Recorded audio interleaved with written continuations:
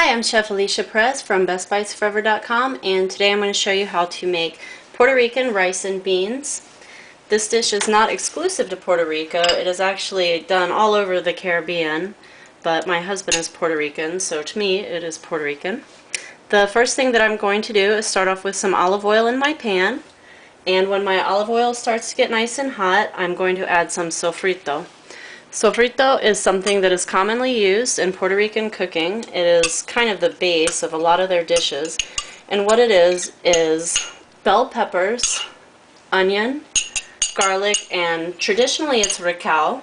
Ricao is very similar to cilantro, but also very difficult to find here in the States, so cilantro is a good substitute for it.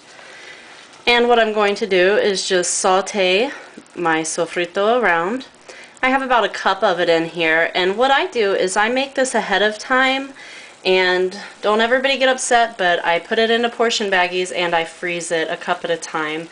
It just really saves a lot of time when it's, time to get dinner made, and I have 5 kids in the house, so it is crucial to save time every now and then. So to that, I'm going to add some olives and some capers.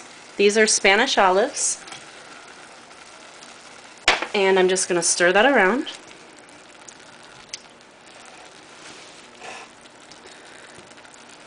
The next thing I'm going to add into here are some diced potatoes. And I have just over a cup.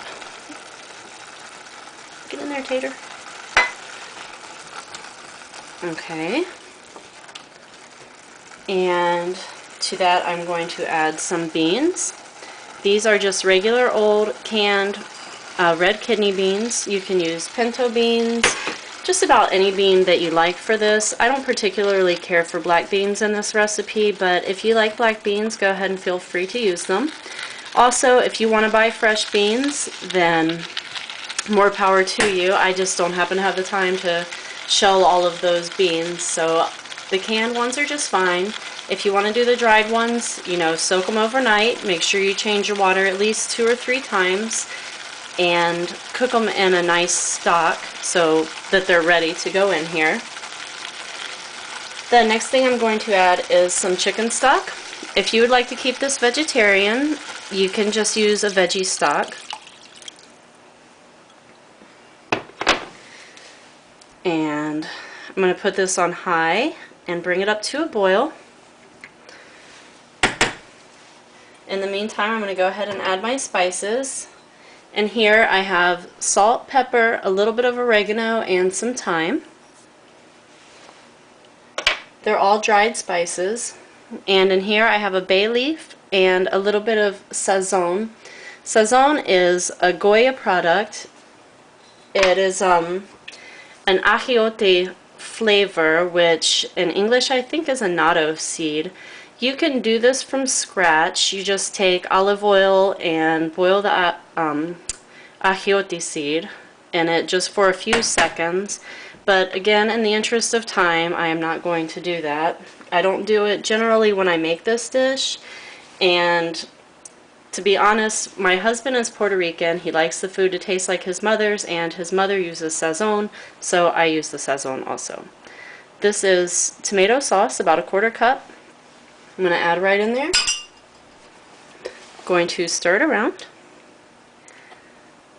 And you want for this to boil down. It takes about a ½ hour. You're going to bring it up to a good boil. Once you have a really nice boil going, go ahead and lower the heat a little bit and just simmer it. After you simmer it for about a ½ hour, you are going to get a nice thick sauce that is going to look like this. And just take a little bit of rice.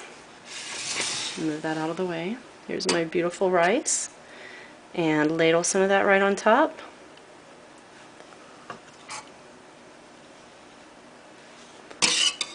And there you have it, Puerto Rican style, or Caribbean style if you want to call it that, rice and beans. Happy cooking! For the rest of the recipe, please visit my site. Go to bestbitesforever.com.